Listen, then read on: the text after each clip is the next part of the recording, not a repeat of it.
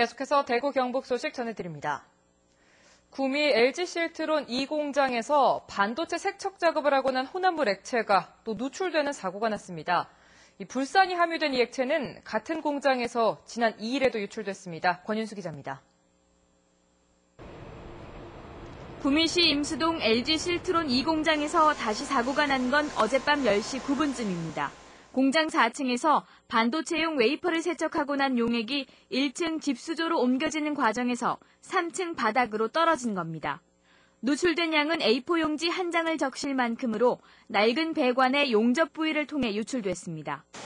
보통 혼산이라고 부르는 액체는 불산과 질산, 소산, 그리고 물이 섞여 있습니다. 회사 측은 사고가 난 지 4시간이 지나서야 누출 부위를 발견하고 관계기관에 신고했다고 밝혔습니다. 원래 작업하고 리크되는데 조치하고 끝나는데 예전 같으면 신고를 안 해도 되는 거죠.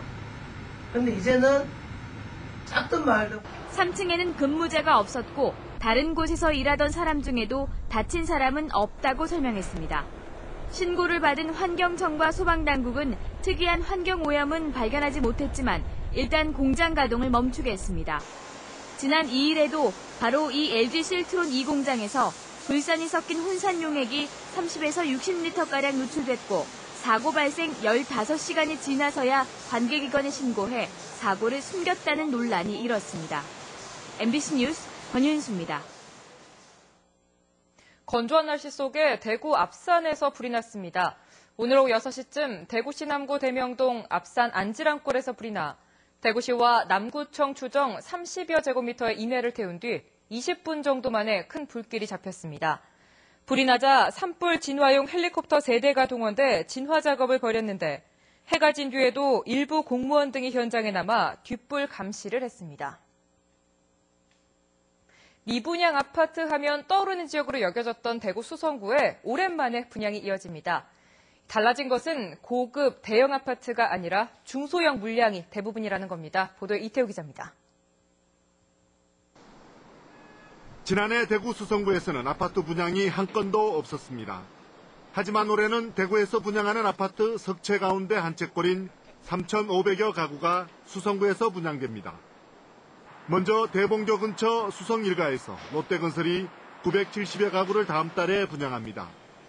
전체 분양 물량 가운데 91%가 전용 면적 99제곱미터 이하의 중소형입니다. 중소형 평형에 대한 수요가 높아진 만큼 단지 내 배치도 과거와 달라졌습니다. 인근의 중소형 평형 아파트가 동양으로 배치된 반면에 저희 아파트는 남양 위주로 지금 배치가 돼 있고요. 그에 따라가 또 신천을 가지고 있는 조망권을 일부 확보해서 수성구 범어동에서 대림산업이 800가구가량을 분양하고 화성산업은 만촌서안 아파트 재건축을, 다른 한 업체는 범어동의 주상복합 아파트 건설을 추진하고 있습니다. 그동안 어떤 공급자 위주였던 그 분양시장이 수요자 위주로 바뀌면서 중소형으로 어떤 평형대가 변형이 되고 가격 자체도 상당히 좀 낮아지는. 대구에 올해 건설될 오피스텔도 40% 가깝게 수성구에 집중돼 있습니다. 올봄 대구시 수성구에 공급될 아파트들의 분양 성적이 침체된 지역 주택 경기의 향방을 가늠해 볼 수 있는 잣대가 될 전망입니다. MBC 뉴스 이태우입니다. 세계 자연보호기금에서 실시하는 지구촌 불끄기 운동 어사워 캠페인이 대구에서도 열리고 있습니다. 2013 대구 어사워 기획단은 대구 경북을 비롯한 전국 16개 시도와 15개 부처에서 참여하기로 했다면서 가정에서도 조금 전인 8시 30분부터 1시간 동안 전등불을 꺼 에너지 절약에 동참해 줄 것을 요청하고 있습니다. 한편 동성로 야외 무대에서는 조금 전인 8시 반부터 음악회가 열리고 있으며 시민들에게는 초를 나눠주고 있습니다. 프로야구 삼성 라이온즈가 내일 오후 1시부터 대구 시민운동장에서 개막을 앞둔 마지막 시범 경기를 펼칩니다. 다음 주 토요일 개막을 앞두고 지난 9일부터 펼쳐진 시범 경기에서 삼성은 5할에 못 미치는 승률을 기록해 팬들의 우려를 자아내고 있는데 내일 이번 시즌 강력한 우승 후보인 기아와 시범 경기 마지막 맞대결을 펼칩니다. 대구문화방송은 이번 시즌 삼성 우승의 최대 경쟁 상대가 될 기아와의 내일 경기를 낮 1시부터 TV로 중계 방송합니다. 지난달 전국적으로 국제선을 이용한 여행객이 역대 2월 중 최고치를 기록한 가운데 대구공항의 국제선과 국내선은 모두 여행객이 감소했습니다. 국토해양부에 따르면 지난달 대구국제공항을 이용한 여행객은 만여 명으로 1년 전보다 3천 명가량 감소했습니다. 국내선 이용객도 지난달 3만 1천여 명으로 1년 전보다 4천 명가량 줄었습니다.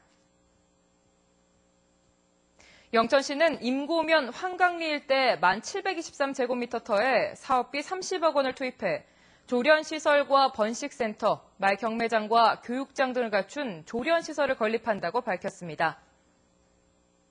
지금까지 대구 경북 소식 전해드렸습니다. 시청해주신 여러분 고맙습니다.